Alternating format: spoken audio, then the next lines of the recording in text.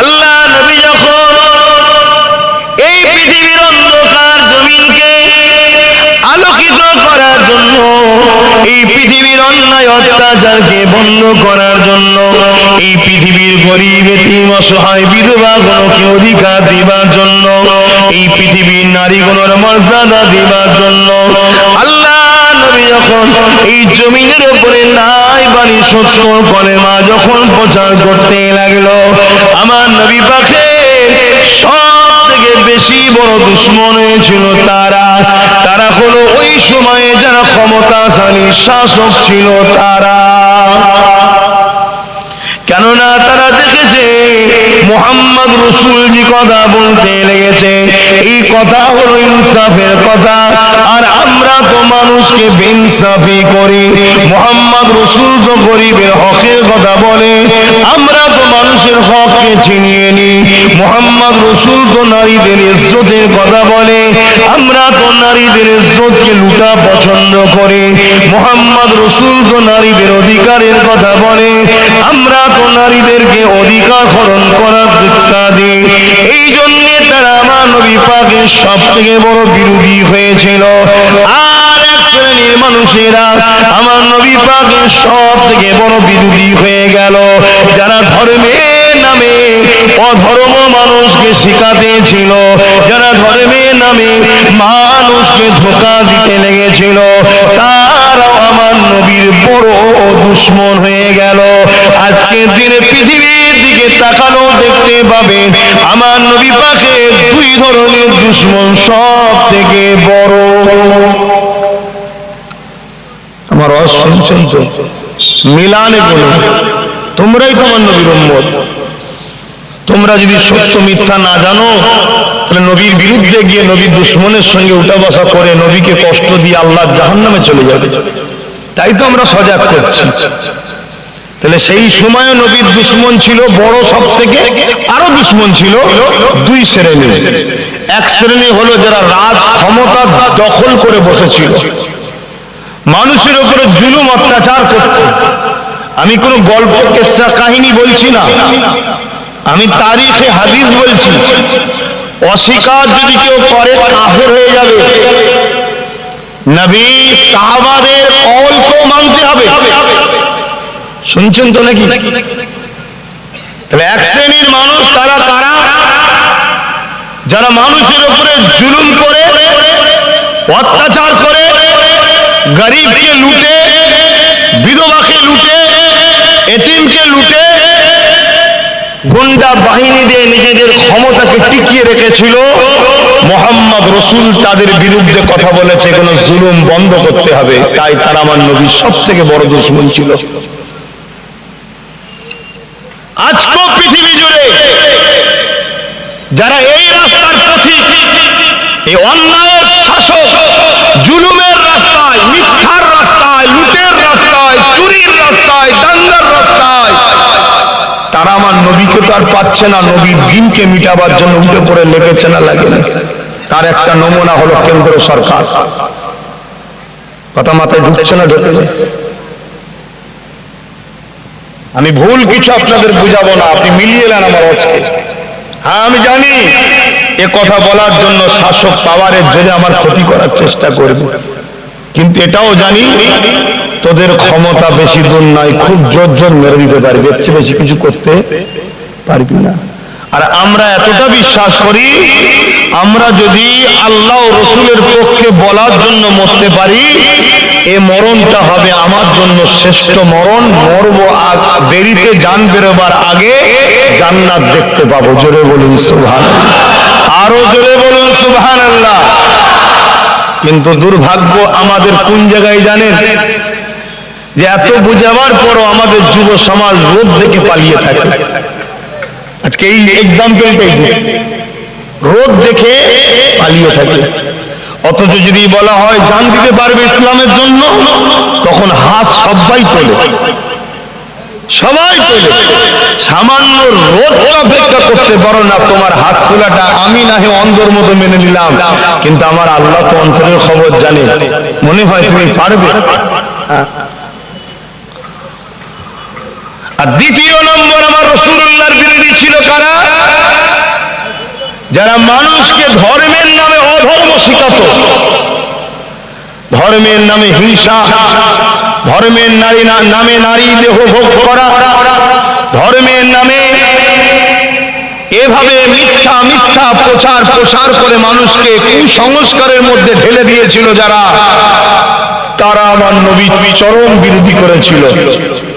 আজকে পুরো পৃথিবী জুড়ে ওই সকল ধর্মগুরুগুলোর আজকে বড় সমস্যা হয়ে দাঁড়াচ্ছে।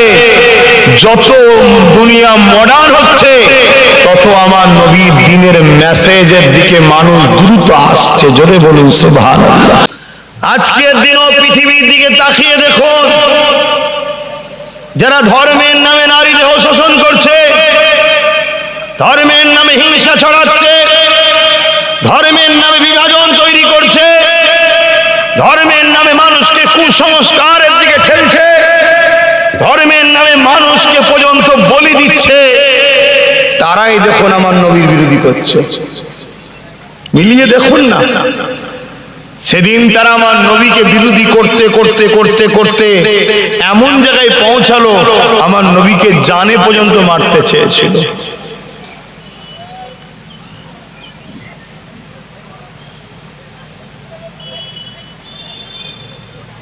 আমার নবীকে জানে পর্যন্ত মারতে চেয়েছিল। ইতিহাস জানেন না? হায় রে মুসলমান, এখনো সময় আছে, তওবা করে নাও, আল্লাহ পাকের কাছে ক্ষমা চেয়ে নাও।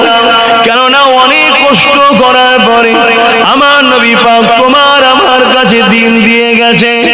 এ যুবকেরা, তোমাকে আমাকে আল্লাহ কিয়ামতের দিনে কিন্তু ধরবে। তোরা আমার নবী রেখে যাওয়া দিনের জন্য কি করেছিস বল? দুনিয়ার জন্য তোরা তো অনেক কিছু করেছিস। দুনিয়ার বেঈমান কাফের লিডার নেতাদের জন্য এবং মুনাফিক নেতাদের জন্য তোরা একে অপরের খুন খারাপি পর্যন্ত করেছিস, মারপিট করেছিস, বোম বন্দুক পর্যন্ত ছুড়াছুড়ি করেছিস। বল দেখি, আমি আল্লাহ এ জমিন তোদের জন্য দিলাম, এ আসমানের মালিক তো আমি আল্লাহ।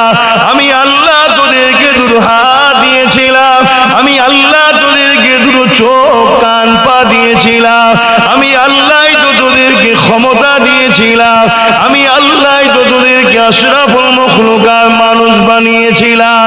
এ আমার বান্দা বান্দিরে, তোরা আমার হাবিবের জন্য কি করেছিস বল? আমি আল্লাহ তোদের স্রষ্টা, তোদের মালিক, আমি তোদেরকে তো জানিয়ে দিয়েছিলাম ইন্নাকা লাআলা খুলুকিন আযীম, সব থেকে উত্তম চরিত্রওয়ালা হলো আমার মুহাম্মাদুর রাসূল। আরো জোরে বলুন সুবহান।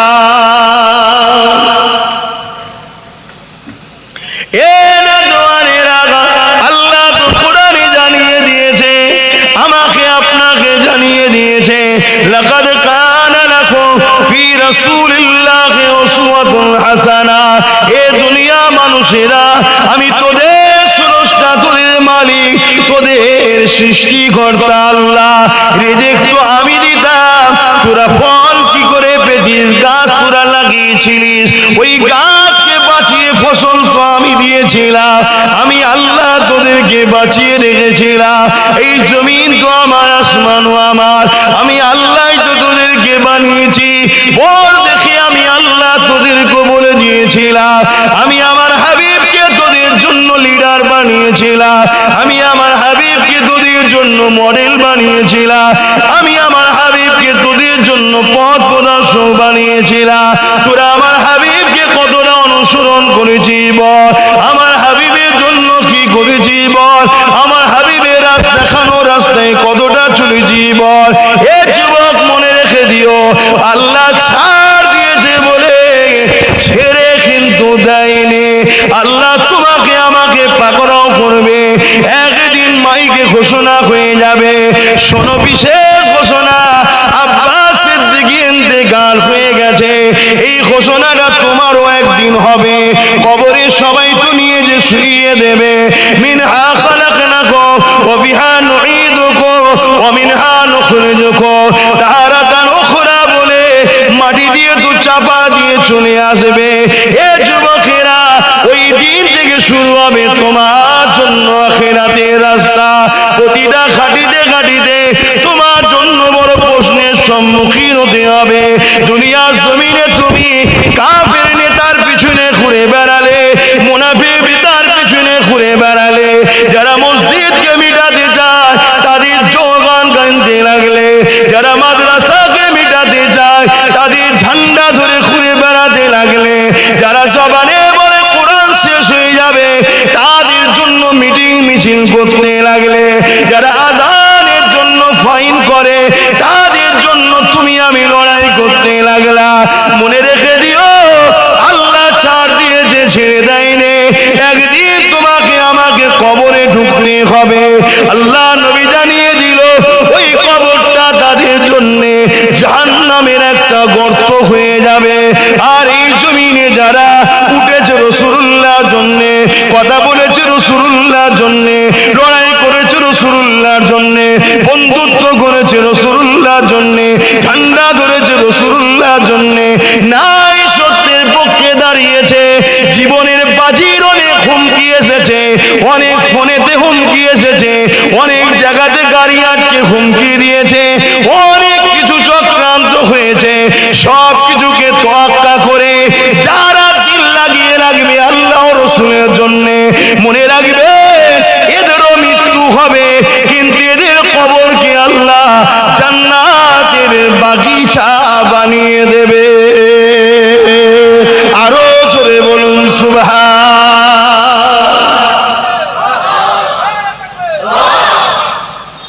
সামনে দিলাম দুটো রাস্তা, মুখ আমার, কথা আমার নয়। আজকেও এজিদ আছে, এজিদের রাস্তাও আছে।